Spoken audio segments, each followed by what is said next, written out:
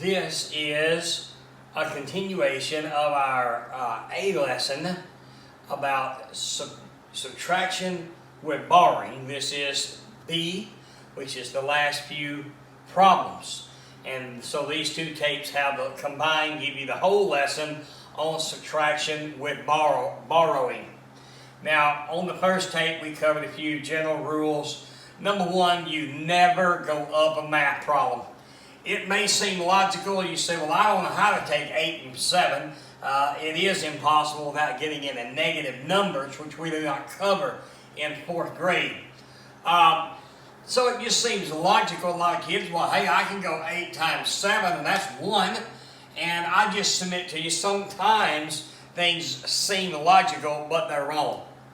You never go up a math problem. In fact, oftentimes in a math problem, just like in life, you're going to face something that's too big to handle, and what you naturally do is you go get help. And so when I just apply that common sense law to the kids, and it seems to stick in their head. If I'm moving a couch or recliner, I just can't do that by myself, and I get family or friends or someone to help me with it. Now, in the first one here, we have a 7. It simply cannot handle the 8. So it borrows from the 2, which becomes a 1. And when you take that 1 away and put it in front of a 7, the 7 becomes 17. The second principle that I teach the children when doing subtraction is don't do any more subtraction than necessary. When you can add, do it. It's always easier to do something forward than it is backwards. I could make any simple sentence. I went out yesterday and I drove my car to the post office. Now try and say that word for word backwards. It just came out of my mouth. I can't even think quite how I would say it. I'd have to write it down. We're not designed to think backwards. I can walk backwards. I can somewhat run backwards, not near as good as I can forward. So always, if you can, go forward, add. Instead of trying to go 17, 16, 15, 14, and count backwards, it's just easier to go forward. There's 8, there's 9, 10, 11, 12, 13, 14, 15, 16, 17 is 9. It's easier to think 8 plus 9 is 17 than 17 minus 9 and trying to think backwards down the numbers. So get in this habit of going 8 plus what, or this, whatever that number is. In this case, it's 8. 8 plus what is 17. If 9 plus 8 is 17, then 17 minus 8 is 9.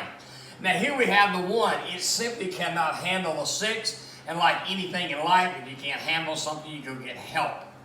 The 9 becomes an 8. Now the little old 11, little old 1 becomes an 11. 6 plus what is 11?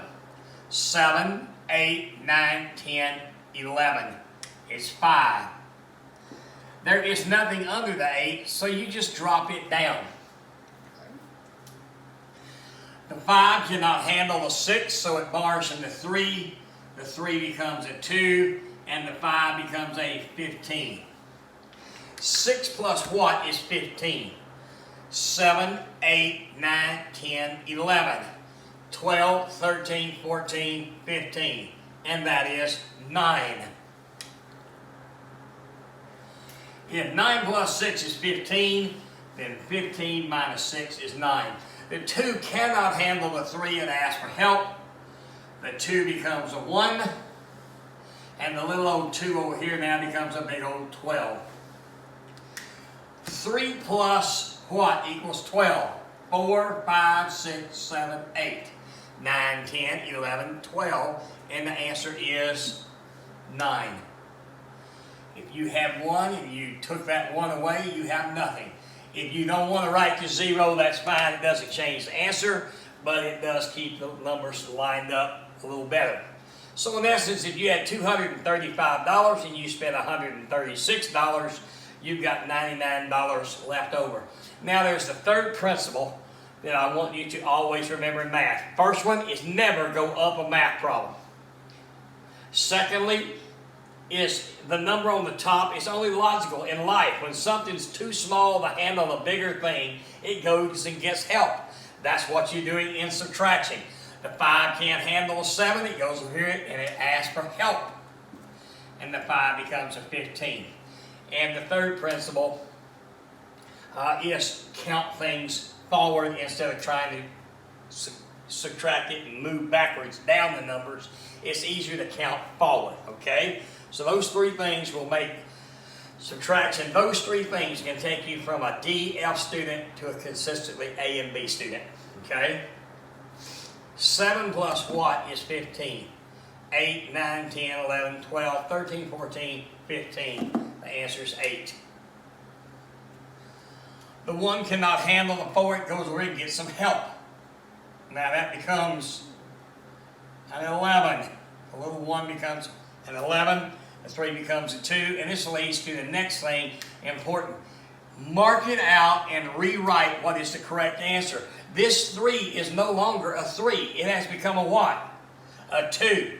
This little old 1 is no longer a 1. It has now been transformed into an 11.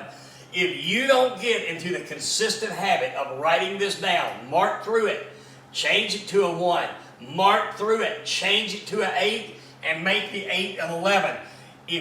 There's an old saying, what's out of sight is out of mind. If you do not get in the habit of doing this work, on average, I have found that even students who are well intelligent enough to do the math will miss 5 out of 20 of them because when they didn't mark the 3 out and put the 2 down, they didn't see it. They just forgot about it in the process of working the problem, and they went 3 minus 2 is 1, and of course then they missed it. Get in the habit of marking through and writing these down, and you will almost never miss one. 4 plus what equals 11? 5, 6, 7, 8, 9, 10, 11. So that's 7 of them. If 4 plus 7 is 11, you can know then 11 minus 4 equals 7. 2 take away 2 is 0. You don't have to put the 0 down. It doesn't change the answer, but it helps just keep the numerals lined up. This 5 again cannot handle the 7. It goes to the 4 and gets help. That becomes a 15 as we saw over here. 8 plus 7 is 15. Now the 3 cannot handle the 6 and then asks for help. The 6 becomes a 5, and now the little old 3-year-old has become a 13-year-old. It's transformed, right? I'm going to make a little gap there that almost looks like a B. Okay.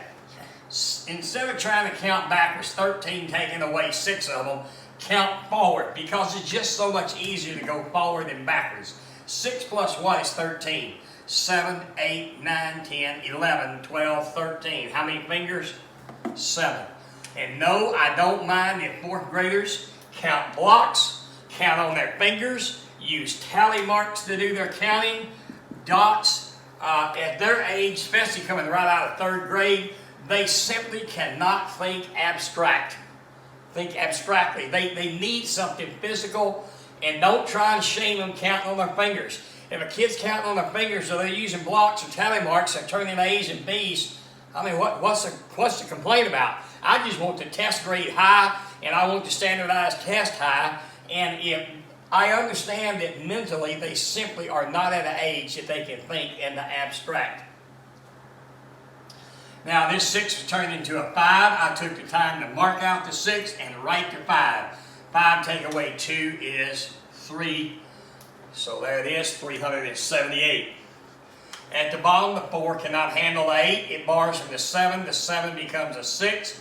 And the little old 4 is now transformed into a big old 14.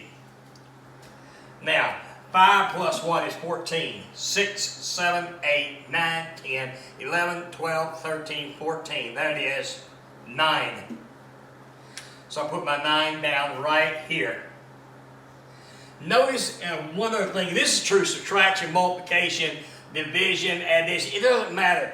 Keeping those numbers lined up. There are my 1s. There are my 10s. Here's the hundreds. I keep my numbers lined up. I find it will help too a lot of time with our students. When I make a paper, I put these lines on it before I ever run it off, and it requires him to keep those numerals lined up.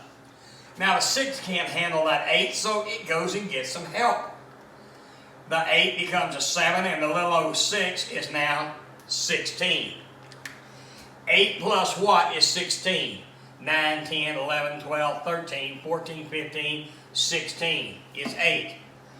8 plus 8 is 16. Therefore, 16 minus 8 is 8. Now 7 take away 4, or you can count it forward. 5, 6, 7. The answer is 3. 389. Use a totally different color on this one. The 7 cannot handle that 8, so it borrows from the 2, and the 2 becomes a 1, and the little old 7 is now 17. 8 plus what equals 17? 9, 10, 11, 12, 13, 14, 15, 16, 17. The answer is 9. If 9 plus 8 is 17, then 17 minus 8 is 9. All right, we go over here to the tens column, tens. And the 1 just cannot handle a 6. Like anything in life, if the problem is too big for you to handle, you go get help. So it asks the 9 for help. The 9 becomes an 8. Now the little old 1 is a big old 11. Okay? 6 plus what is 11? 7, 8, 9, 10, 11. It's 5.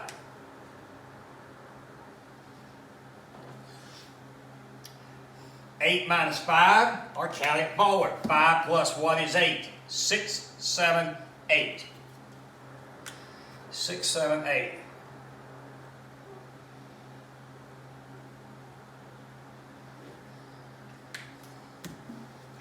And this concludes our lesson on subtraction with borrowing. This we listed as Mr. Sanders subtracted with borrowing B. And if your child will listen to these tapes as I talk through them and write them out neatly, it'll help. And one thing about it, they're all about anywhere from 6 to about 12 to 15 minutes long. That's it. They can always go back and replay this and re-listen to it. And this should transform your child to get those principles down. It will transform their grade.